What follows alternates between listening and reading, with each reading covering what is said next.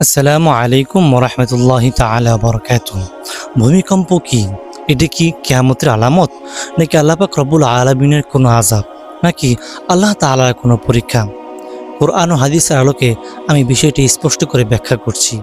কোরআনের বিভিন্ন স্থানে ভূমিকম্পর কথা বলা হয়েছে, যেমন সূরাতুল জিলজালে বলা হয়েছে ইযা যুলজিলাতিল আরদু জিলজালাহা ওয়া আখরাজাতিল আরদু আসকালাহা, অর্থ যখন পৃথিবী প্রবলভাবে কেঁপে উঠবে এবং সে তার বোঝা বের করে দিবে, অর্থাৎ মৃতদেহ বা গুপ্তধন বের করে দিবে।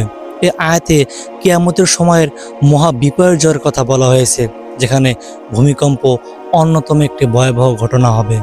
সূরাতুন নামলে বলা হয়েছে ফাআতাল্লাহু বাইনাহুম মিনাল কওয়াইদি ফাখাররা আলাইহিমুস সাকফু মিন ফাওকিহিম ওয়া আতাহুমুল আযাবু মিন হাইতু লা ইয়াশউরুন, অর্থ অতঃপর আল্লাহ তাদের বিল্ডিং ভিত্তিকে ধ্বংস করে দিলেন, ফলে তাদের ছাদ তাদের উপর পড়ল এবং শাস্তি এমনভাবে এলো যে তারা কল্পনা করতে পারেনি। এখানে ভূমিকম্প বা হঠাৎ ধ্বংসের মাধ্যম ইঙ্গিত করা হয়েছে।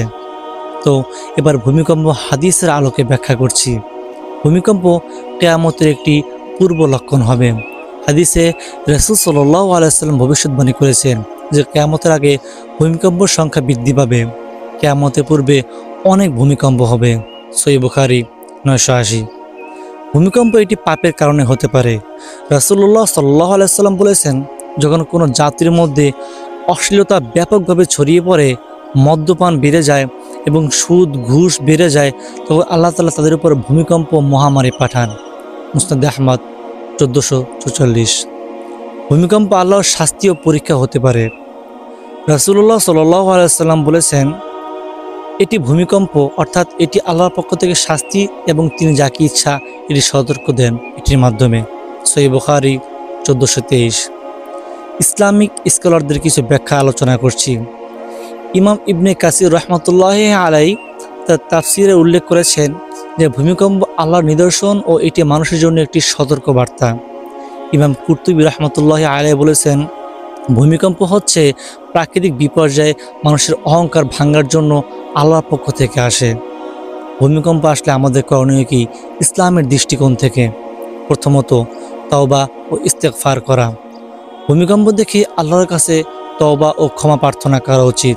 2 নম্বর সদকা দেওয়া। বিপদ থেকে বাঁচতে দান খয়রাত বৃদ্ধি করা। 3 নম্বর আল্লাহর শক্তি স্মরণ করা, এটি আল্লাহর কুদরতের নিদর্শন, তাই ভয় ও সম্মান প্রকাশ করা। সর্বশেষ উপসংহারে বলছি, ভূমিকম্প ইসলামের দৃষ্টিতে কিয়ামতের একটি আলামত হতে পারে। এটি আল্লাহর শাস্তি ও পরীক্ষা উভয়টি হতে পারে। এটি মানুষের পাপের কারণে আসতে পারে, আবার কিয়ামতের বড় আলামত অংশ হিসাবেও দেখা যেতে পারে। এই জন্য আমাদের উচিত ইস্তেগফার করা, নামাজ রোজা ও সৎ কাজের মাধ্যমে আল্লাহর নিকট সাহায্য প্রার্থনা করা। প্রিয় দর্শক, দেখা হচ্ছে পরবর্তী কোনো ভিডিওতে। ততক্ষণ পর্যন্ত ভালো থাকবেন।